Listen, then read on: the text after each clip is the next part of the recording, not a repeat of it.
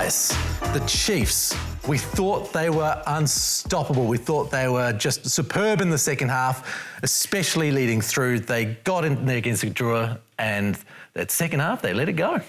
Yeah, they did. I mean, they started extremely well, but it was the discipline that really killed them in the end. And they had dominated the first 3 weeks through fast ball, keeping the ball alive. Those conditions were not for that. Do you know what I mean? And maybe they still got in that habit of trying to play that game, and little dinks in behind that led to opportunities for the Fijian Drua. But I think the overall reason for me was the 14 penalties.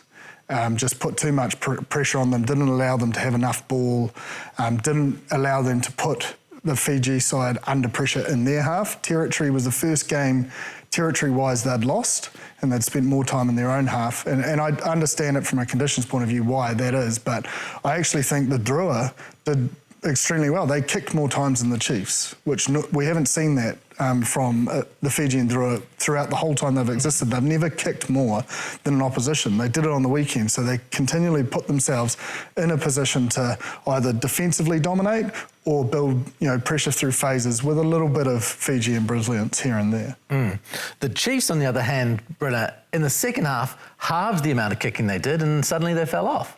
The last probably 15 minutes, I thought, was probably the winning of the game. I think with the amount of pressure that the Fijian Drua put on through the kicking game, also the number 10 as well was able to put attacking kicks in to be able to try and shape the Chiefs defensively as well. They did bring a little bit of line spin, and they were doing attacking kicks early on in the game, or even to the middle point of that game. And I think the two tries in the 59th and the 65th minute, I think, was the telling point, because I think off that, they felt like they really tightened up the Chiefs. A lot of mistakes. There's a couple from Carter, an overthrow that wasn't straight in, then Sean Stevenson's kind of throw into the touchline. In that last 15 minutes, they felt that pressure of what the Fijian Drua did with that scoreboard pressure. And I think the tactical awareness, I believe, that they were able to do through the duration of that game. And I also liked in the wet, their attacking game.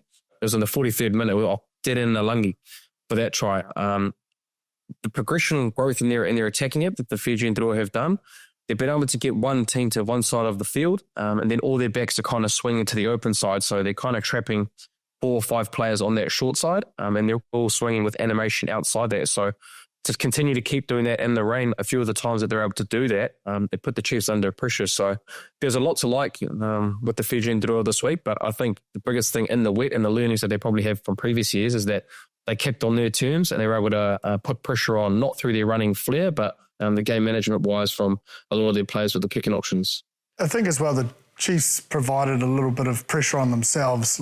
They failed, which, they've been so accurate in terms of their exits, in the previous games in dry conditions. But in these conditions, 24% of the time they failed to exit, which again was giving the ball back. Whereas on the flip side, the Drua, only 4%, which it's literally a role reversal, is normally the Drua have been struggling to exit, and that's been giving teams opportunities to sort of win games late. So it just feels the Drua have made a shift maybe mentally and tactically around.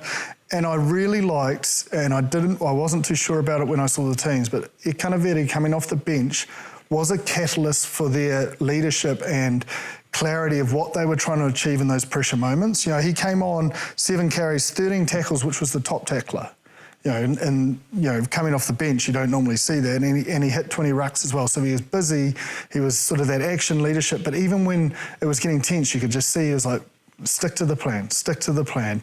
And that sort of experience with energy in the tank has sort of played a big part across the weekend, to be fair. You saw Reimer and Pollard for the Brumbies. They were really crucial in obviously getting across the Blues. So and probably was what the Canes were thinking with Kirifi and co, but the game was obviously being chased at that side, so they didn't get the chance. But I think more and more you're seeing this experienced player, having that opportunity to come off and lead when the game's tight on the bench, and it was a big catalyst to the result. I think also the breakdown turners of what the Fijian Bulls were able to steal the ball. I think with the conditions, and we're probably used to seeing the Chiefs playing that wide, expansive game with Dayamo out there or at 10, whoever it may be, and being able to get to those kind of wider edges or just outside the hard defence. But because it was so wet, the Chiefs had to go a little bit tighter. They played a lot more off Cortez Ratima. They used the short side a lot more to be able to try and nullify the wet conditions. I mean, sometimes when we're playing a lot tighter and it's a lot more condensed, you give opportunities for the breakdown turnovers that the Fijian Drua were able to do, because, a lot of those players,